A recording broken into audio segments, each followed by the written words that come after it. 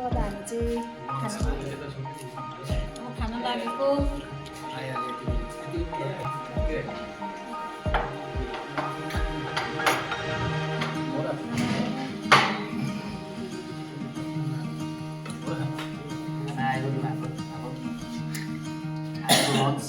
मनगुडाँडामा हामी आज लन्च गर्नु आँटेको छौँ र हामीले अब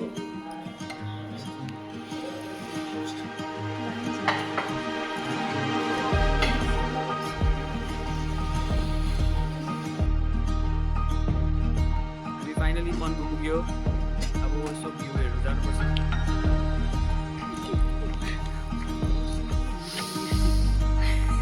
हातै थियो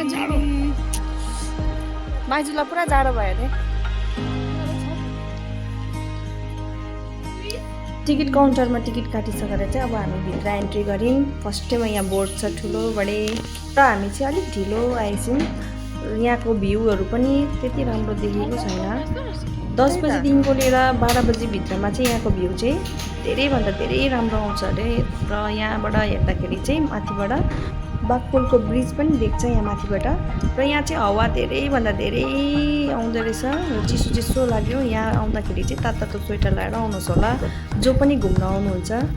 भ्यूहरू पनि राम्रो छ यहाँको र फोटोहरू पनि खिच्यौँ फोटोहरू पनि राम्रो आयो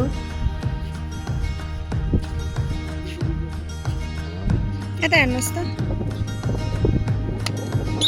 हावा चल्नु थाल्यो मनको डाँडाको हावा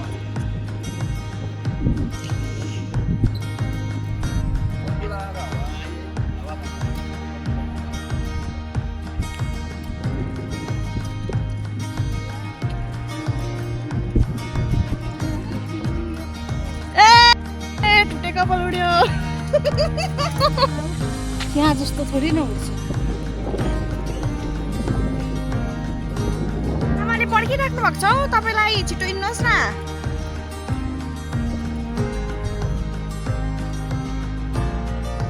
पम्बुमा तोरी पनि रहेछ